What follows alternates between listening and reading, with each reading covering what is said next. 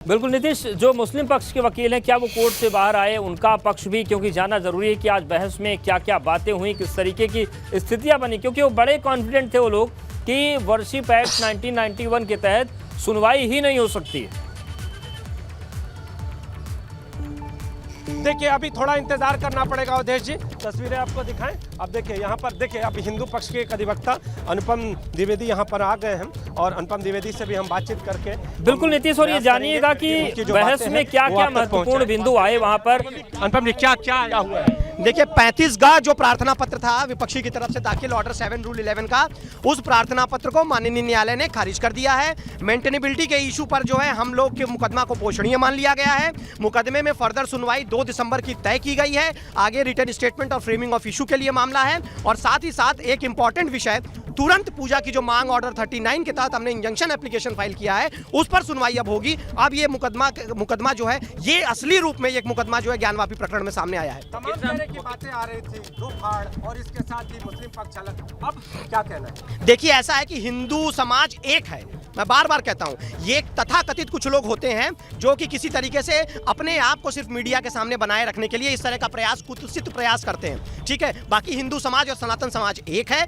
और बाकी जो भी पक्ष के विरुद्ध फैसला आया उनके पास अपना लीगल राइट है, वो जहां जाना चाहेंगे। पिटीशन किसकी खारिज की गई थी? कौन सी पिटीशन थी जो खारिज की गई है? देखिए प्रार्थना पत्र थी वो 35 ग, वो डिफेंडेंट नंबर 4 अंजुमन इंतजामिया मुस्लिम पक्ष द्वारा दाखिल की गई थी कि यह मुकदमा पोषणीय नहीं है, तो यह मुकदमा पोषणीय नहीं है, उसी को खारिज किया गया है। अनुपम जी अब सुनवाई किस बिंदु पर, खास तौर पे किस बिंदु पर अब सुनवाई?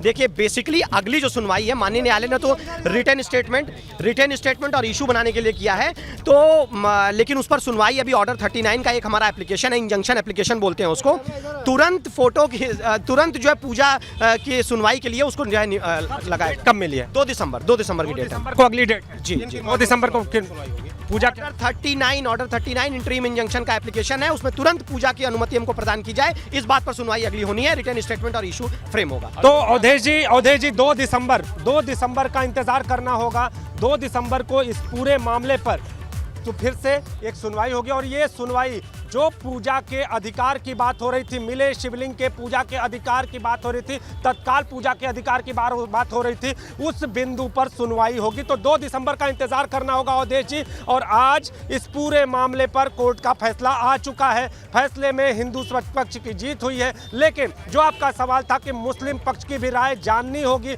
अभी मुस्लिम पक्ष के जो अधिवक्ता हैं वो कोर्ट के भीतर मौजूद हैं और थोड़ा और इंतजार करना होगा। बिल्कुल नीतीश, लेकिन ये बताइए कि रणनीति क्या होगी? क्या वो आज की तारीख ऐतिहासिक हो गई वाराणसी में विश्वेश्वर विराजमान, क्योंकि आज की तारीख में तय हो गया कि मुकदमा चलेगा, लेकिन 2 तारीख के जो 2 दिसंबर आने वाली वो और ऐतिहासिक होगी, क्योंकि उस दिन ये तय होगा कि पूजा की अनुमति मिलेगी या नहीं मिलेगी, क्योंकि इसको लेकर स्वामी अवमुक्तेश्वरानंद जो कि अब शंकराचार्य बन गए हैं वो आमरण अनशन पर भी बैठ गए थे, उन्होंने अपील भी लगाई थी लेकिन छुट्टियां चल रही थी। तो मतलब आने वाली 2 तारीख ज्यादा ऐतिहासिक फैसले वाला दिन होगा, फैसला जो भी आए। निश्चित तौर पे अवधेश जी, लेकिन स्वामी अवमुक्तेश्वरानंद जी वाली जो याचिका है वो अलग है।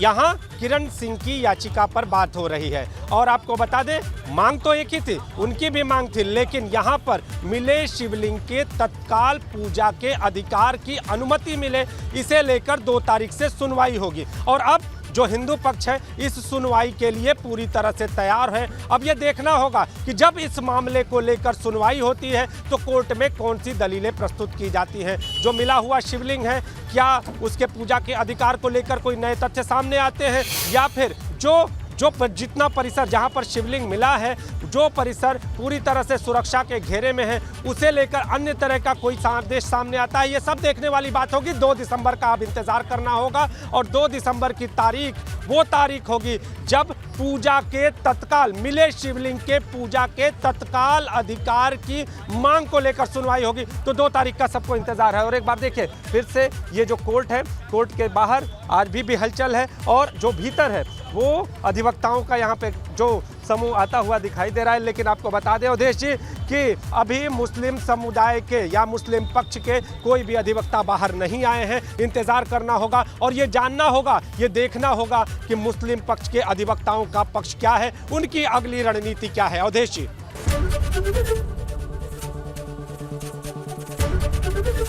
एबीपी गंगा, खबर आपकी, जुबान आपकी।